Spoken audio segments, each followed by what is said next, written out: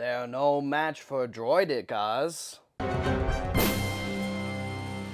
Hello there, Star Wars fans, and welcome back to another RebelScum.com video review. Today we are reviewing the new Black Series number 4 Droideka in the Phantom Menace set of Phase 4 packaging. And this one is in a much larger box than your average Black Series Phase 4 packaging. I mean, if you want to just stand your regular B1 next to that, you could fit a good amount of B1s in this one box right here. Standing up, I imagine you could probably fit at least 8 standing, 7 or 8 standing, maybe cram a few more. Folded, I mean, this bad boy can hold so many B1s. But anyway, here he is in the packaging, in that very large packaging. You got Destroyer Droid, Droideka right there. You've got that very commanding presence of a side profile artwork, and he has the largest side profile artwork out of all of the Phase 4 Black Series figures so far, which I really like. And on the back, you've got that artwork once again, number 4, some words and things, even in various languages, and that's pretty much it for the packaging. And here is our little Destroyer Droid out of the packaging, and he looks awesome. It is so very close, so close, this close to being perfect.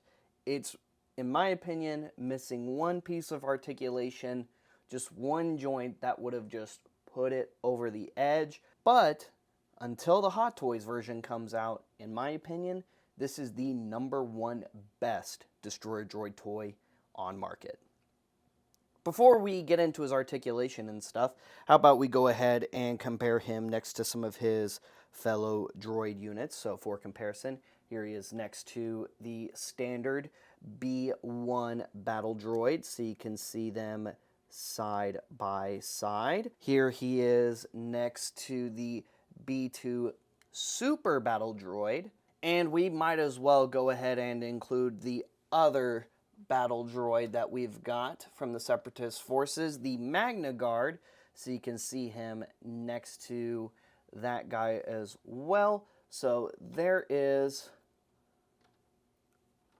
pretty much all of the main classic battle droids from the prequel trilogy all side by side. And I really can't wait to get into the Clone Wars variants, because you know some of those are coming. We just got the pipeline reveal for the BX Commando battle droid at SDCC, so more droid units are coming soon. Like I said, this is the best Droideka on the market at the moment, and a lot of that has to do with the level of detail, the paint choice. I love the finish that they went with, and I like that it's that really hard to nail down kind of metallic, maroonish brown color, even though it's a bronzium plated droid. I really like that they went with this paint job. I like that they didn't just do it in solid brown like so many toy companies have done in the past, specifically Lego. And, you know, I get why companies like Lego did it, but I also like that he's not orange like the original Mega Action Destroyer Droid. For comparison right here, let's go ahead and straighten his legs. I was fiddling with them just a little too much earlier. There we go. And we can see how well they stand side by side. Now, as you can see, the Mega Action, this one, while it came out almost 25 years ago, is pretty good by comparison. And for the longest time, I really thought that all they really needed to do was repack this one right here. And boy, am I so happy to have been proven so very wrong, because seeing this one in person compared to the other one, it's not even a contest. The new one is so much better. Don't get me wrong. I still love my classic Mega Action 6-inch-ish scale Destroyer Droid from back in the day, and he's not going anywhere. But this one is such an improvement in almost every single way possible. Again, with the exception of one integral piece of missing articulation. Also, real quick for comparison, I already did a custom of the Destroyer Droid based off of the original 3 3/4 scale release of the Droideka, so you can see them side by side. I think it looks pretty cool. Even did the white eye stalks like the original toy had. Articulation while he's in his standing mode, and the reason why Destroyer droids look like this is because, like many droids in a galaxy far, far away, the designers or creators of this droid model put a lot of themselves into its structure. So this overall is loosely based off of the look of the colicoid species that designed this fantastic murder droid right here. So first things first, head, this rail can slide up and down. Now this is partially due to conversion, as well as being able to adjust that head height, which I find really nice. Also, the head is on a little ball joint. It does tend to get a little loose, so just try to squeeze that a little bit. If it gets too loose on you, maybe give it that clear nail polish treatment, which is a good way to tighten some of your joints.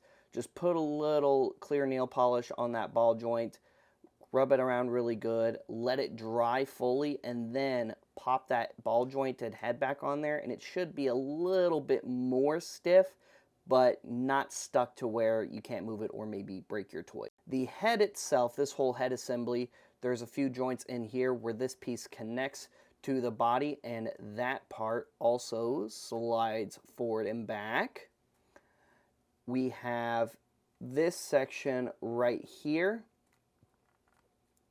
that also articulates with that as you push the chest into the torso for when you're trying to convert it. You have a shoulder-like articulated joint right here, giving you that good in and out movement, up and down, because there's a hinge as well. And then you have the actual shoulder joint right here, which works like a regular shoulder would, luckily, with this cool connective soft rubbery plastic hoses that go to different places. And what's nice is they flex with the droid, and they're long enough to where you shouldn't snap them within reason.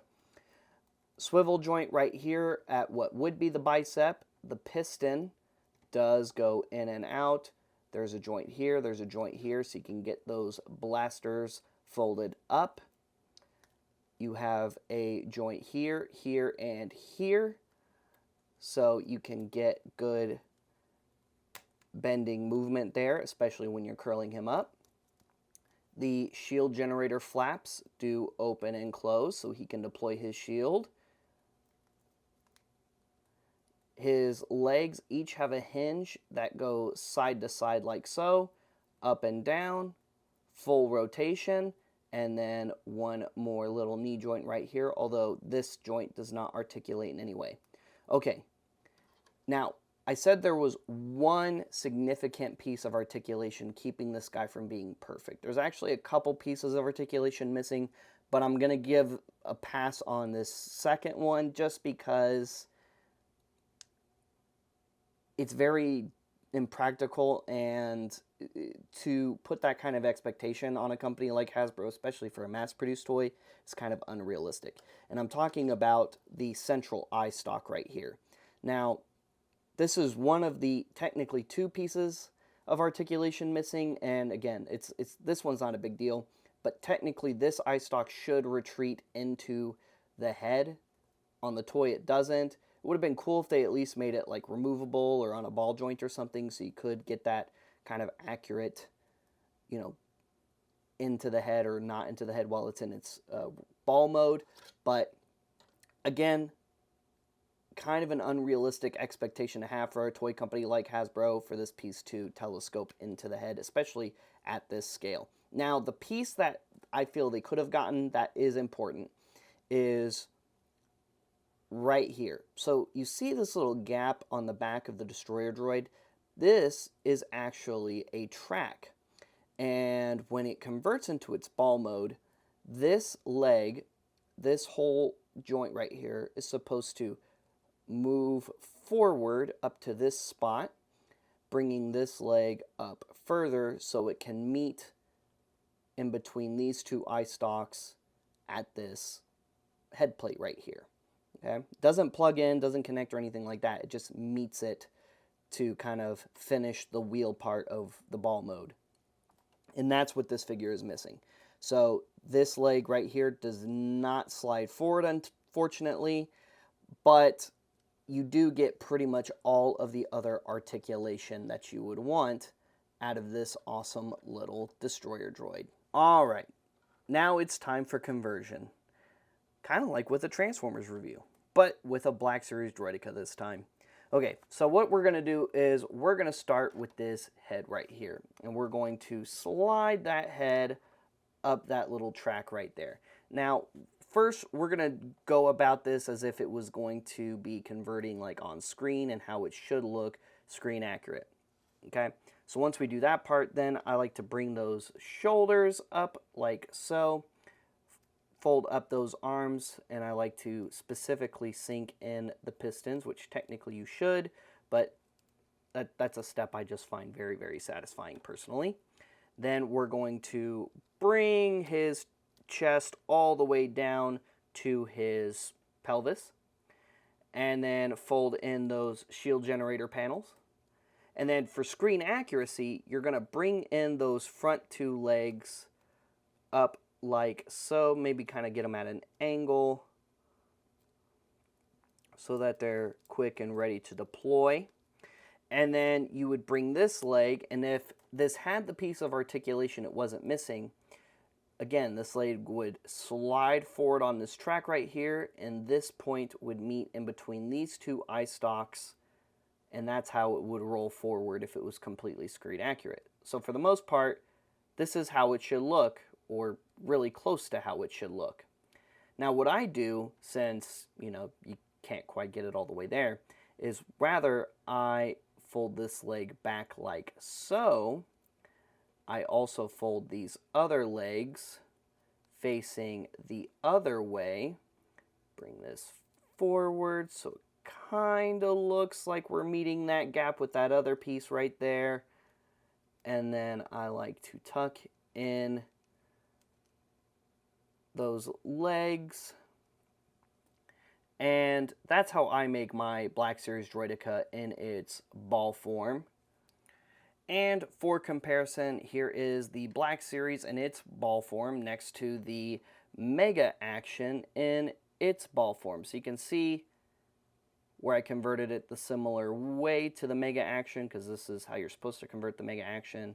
So you can see the tip here clips into the back of the head on that one, and the head plugs into the bottom of that spot right there. Again, not screen accurate, but hey, it works. It's in a kind of rolled up ball form, and so is this one.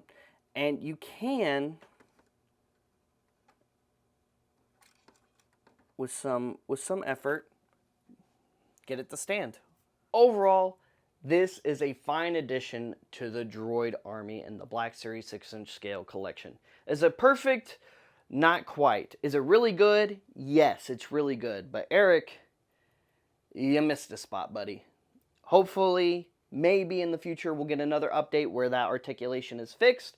But at the very least, we still have a pretty awesome figure, in my opinion. Be on the lookout for this fan channel exclusives on websites such as BigBadToyStore.com, which are really good friends and supporters of ours, as well as Hasbro Pulse and other fan channel websites, Entertainment Earth, GameStop, and more. Like and subscribe and follow us on social media. Make sure you check RebelScum.com daily for news, reviews, and other content, as well as CoolToyReview.com for all kinds of awesome non-Star Wars toy news, reviews, and more. If you like to gather around with all kinds of cool Star Wars fans, see Star Wars cool fan experiences, panels, meet celebrities, and pick up some cool merch, well, check out Rebel Scum Con. Year 2 is coming up in 2025, and in case you missed Year 1, go to Rebel Scum Conventions with an S, as a lot of our celebrities and content have been archived on the website, and make sure you're checking it for details on Year 2, as more details are coming in the future. And last but not least, sign up for a free account on CollectorsOracle.com today where you can manage your collection with lines such as Black Series 6-inch scale, Vintage Collection, and a few others from Hasbro, as well as the Teenage Mutant Ninja Turtles Mutant Mayhem toy line from Playmates, with more to come from them as well. And remember, having an account on CollectorsOracle.com is totally free. We'll see you guys later. We'll see you another time. May the Force be with all of you, you Rebel scum.